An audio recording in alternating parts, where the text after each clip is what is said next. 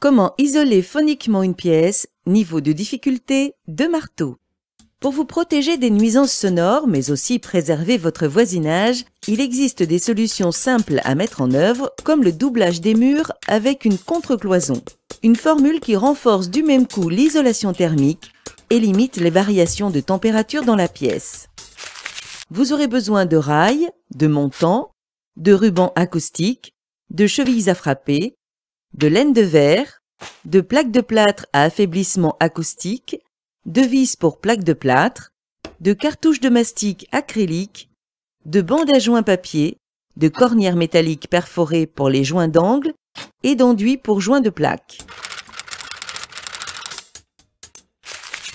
Munissez-vous d'un mètre, d'un crayon, d'une règle de maçon, d'un niveau à bulles, d'un cordeau à poudre, d'un marteau, d'un cutter, d'une perceuse à percussion, d'une perceuse visseuse équipée d'un embout pour plaque de plâtre, d'une râpe, d'un cale-plaque à levier, d'une grignoteuse, d'une pince à sertir, d'un couteau pour isolant, d'une agrafeuse avec agrafe inox, de couteaux à enduire, d'un platoir inox, d'un pistolet extrudeur, de fil à plomb ou d'un niveau laser.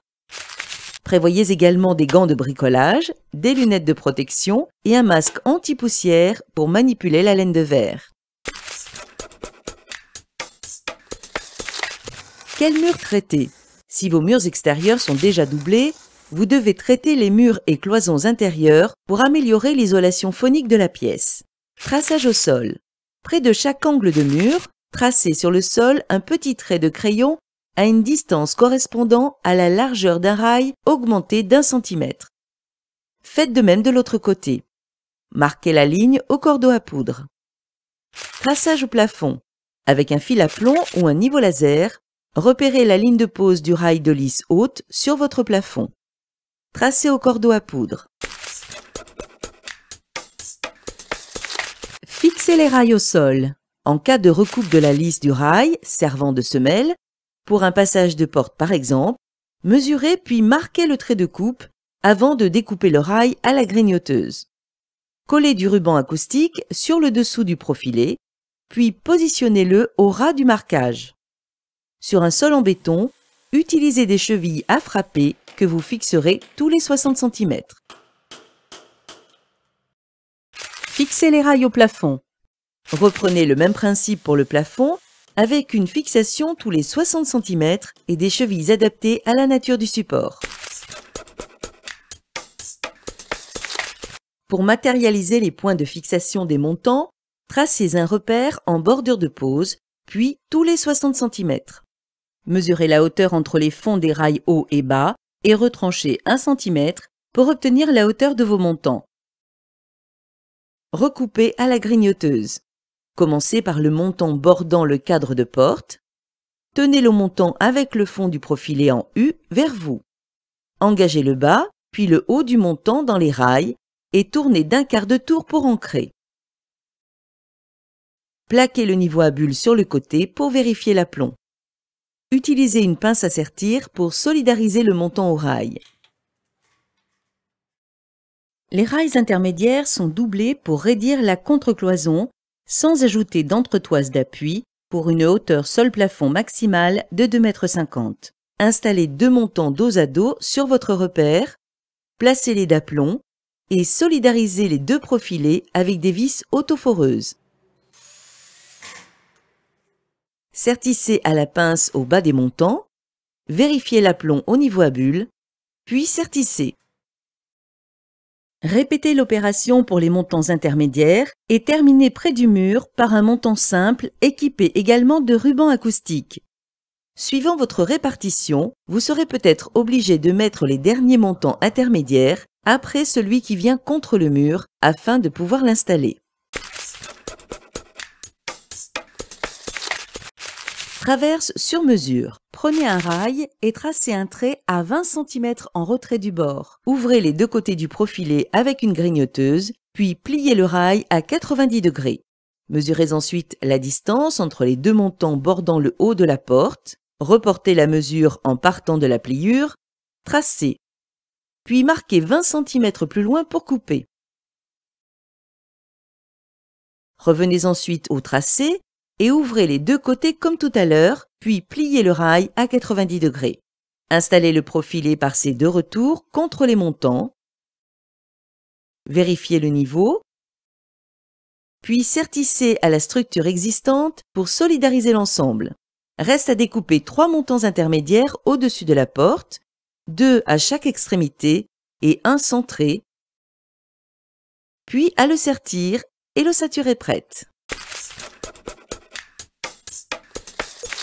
Comme la plupart des lais vont mesurer 60 cm de large, il est intéressant d'utiliser du rouleau de 120 cm prédécoupé à 60 cm. Sinon, tranchez le rouleau en deux avec un couteau pour laine de verre. Les rouleaux de laine pour des cloisons sont de 60 cm de large. Relevez la hauteur à couvrir, puis recoupez en longueur à vos mesures. Glissez le panneau entre les montants et les lisses et enfoncez sur les côtés pour maintenir l'isolant en place. Garnissez l'ensemble des espaces entre montants.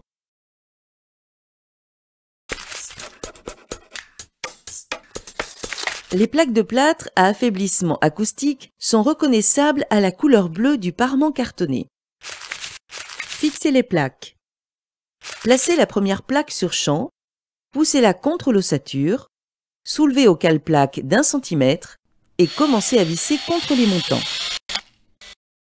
Utilisez un embout spécifique qui permet de visser à fleur des plaques sans abîmer la surface de parement. Vissez vos plaques de plâtre une à une au niveau des montants en vous aidant des repères imprimés sur la face de parement des plaques. Les découpes. Pour couper une plaque à vos mesures, placez-la au sol et guidez-vous avec une règle de maçon pour trancher la ligne de coupe au cutter.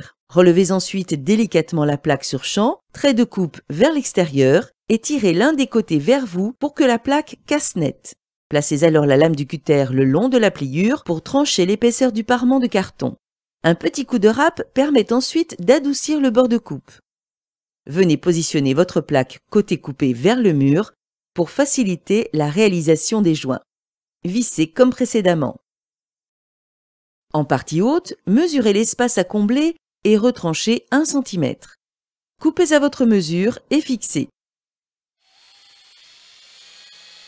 Pour l'encadrement de porte, glissez un profilet de cornière au-dessus du passage de porte et solidarisez avec la plaque. Habillez ensuite le renfoncement.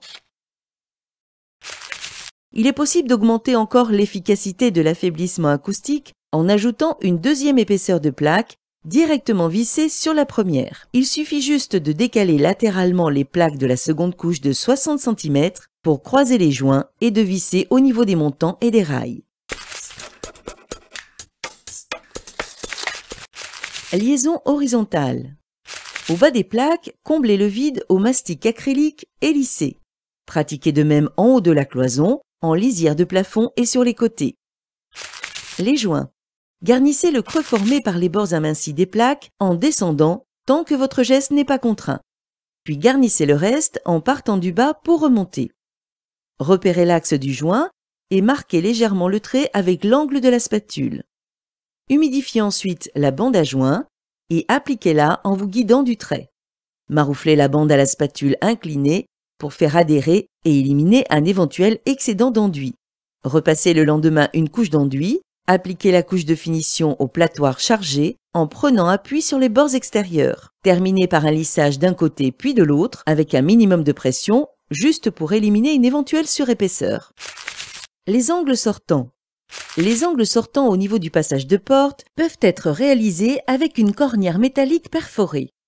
Coupez à vos mesures, puis fixez de chaque côté sur la plaque de plâtre avec des agrafes inox.